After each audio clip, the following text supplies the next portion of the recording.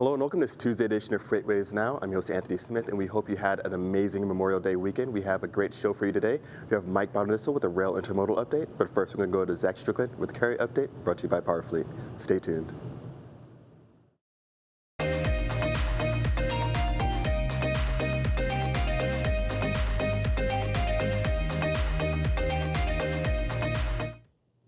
Hello and welcome to this Tuesday carrier update presented by PowerFleet. I'm Zach Strickland, and today let's check out what's happened in the freight market here over the last few days. Hopefully everybody is well rested after a long Memorial Day weekend.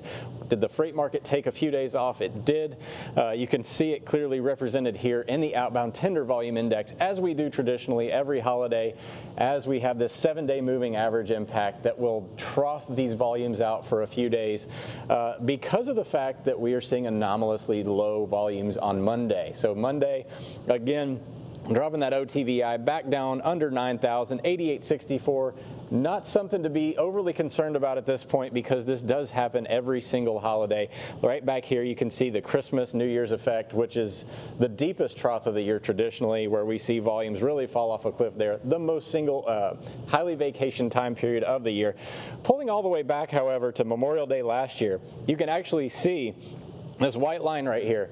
This is where we are right now.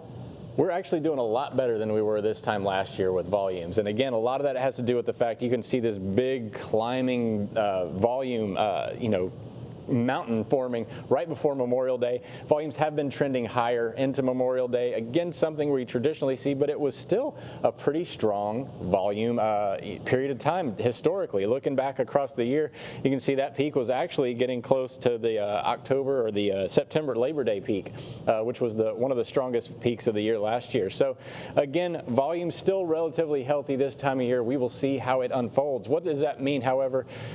Tender lead time. We talked about this a few weeks ago about how we weren't really seeing increases in lead times. Well, back up to 2.8, we did finally see shippers start to throw some of these lead times out there over the holiday. And it didn't happen until about Thursday or Friday. So a lot of those volumes that you saw right before Memorial Day, you're not picking those up until today or even tomorrow. So lead times did finally pick back up. Again, a little, not quite as high as we saw last year and not quite as long. So it's almost like everybody waited to the last minute to throw out a lot of loads, not really sure what to see. So we are seeing some compression on the lead time, if you will, on that end. So tender rejection rates creeping back up, still very low, historically low, 4.49%. So capacity is extremely loose. We are seeing that trend higher, but we're not seeing that traditional, peak that happens around, holidays. You can see right here, this is the Christmas peak, and then back here the summer peak, if you will.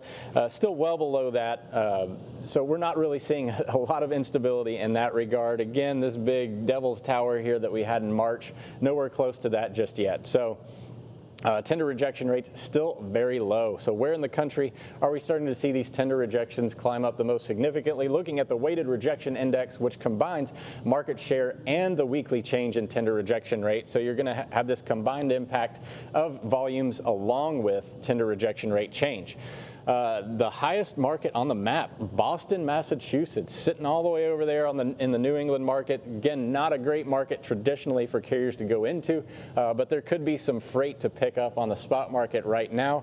We'll dive into that here in a minute. But again, the action appears to be all on the East Coast in the New England markets and out here on the West Coast. So you've got Ontario, Phoenix, Los Angeles, all showing strong weighted rejection index values as well. Not necessarily blowing up by any means, not seeing a ton of spot market activity in either market, but New England and down there in the Southern California markets. Looking at the Boston, Massachusetts, we can see big volumes climbing up, and then they fall off. So we don't expect capacity to remain tight in this market as these volumes kind of trended up right before the holiday. Again, longer lead times could be happening this week. A lot of those pickups happening this week, and tender rejection rates spike along with those volumes. So it's a demand-driven event, and yet volumes now dropping back down. You can see there in the blue line there. So again, probably not going to be a long-lasting event, and that'll do it for today's carrier update.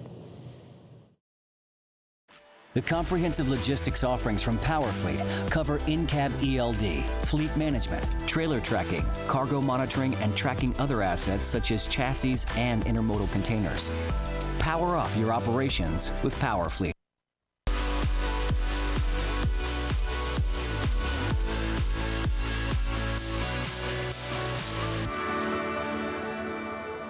Welcome to your Rail Intermodal Update. I'm here with Mike Baudendistel. Mike, what's the latest?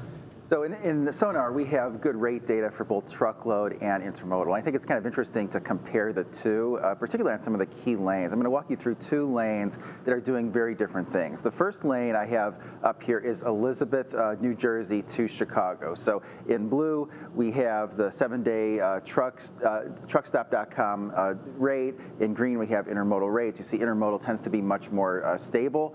The truckload rates really started falling in April and are now below the intermodal rates, but really they're sort of close to being at parity. You see intermodal at $1.12, truck at $1.08, so call it roughly the same. And really the tie would go to the truckload carriers. You might as well go for that better service, and that's what we're seeing in the data really since sort of that same time period in April. You've seen LOTVI out of Elizabeth, New Jersey outperform the intermodal volume, particularly for really the month of May.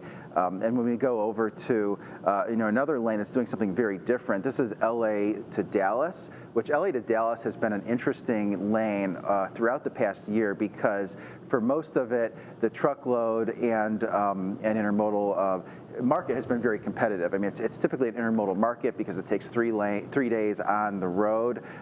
But throughout most of last year, there were a lot of truckload carriers that would accept loads just to keep those trucks moving. And so what's happening here is pretty interesting. Intermodal rates are in blue. You see those have been pretty stable in April and May, declined somewhat. But truckload rates in green, you've seen that big spike in May, so you see that closer to where you are, $1.86. So it opened up about a 44-cent gap in between those two. So that makes intermodal much more attractive in that sort of traditional lane. And so what we're seeing in the market is that being reflected in volume, where LOTVI throughout most of April and most of May has sort of trailed what we saw with outbound rail container volume in the LA to Dallas market. What's happened in sort of mid-May is after that big spike in customs imports right at the beginning of May, you did see some of that go to the highway, and so that's that big increase in the green line there is truckloads out of LA. Now it has come down, so we'll see where that goes going forward. But still a sort of a mixed picture in terms of competitiveness by lane, and so it's important to go into Sonar and really sort of dissect your individual lane, I think. Got it. And at a very high level, any type of inclination of what might be driving some of the intermodal volume commodities types, whether it might be from a certain industry or a certain commodity? I think it's a lot of the imported freight. I think a lot of the imported freight that would have moved in March got pushed later on, and so we're seeing just more activity at certain of the port cities, particularly on the sort of the West Coast right now. You've heard Zach talk a lot about volumes coming out of LA and Ontario, so a lot of those consumer goods that are sort of delayed. I think the supply chains are just a little bit in flux, and so that's why we're seeing sort of very different things in different parts of the country. Excellent. Mike, thank you so much. Insightful as always. We appreciate it, and thank you so much for tuning in. That's going to do for this Tuesday edition of FreightWaves Now, but the content doesn't stop here. If you're looking for more insights, especially from Mike Baudendistel here, you can check out our content on FreightWavesTV.com or FreightWaves.com, or you can check out our FreightWaves TV app on all your favorite streaming platforms, including Apple TV. Thank you so much for tuning in, and we'll see you on the next episode.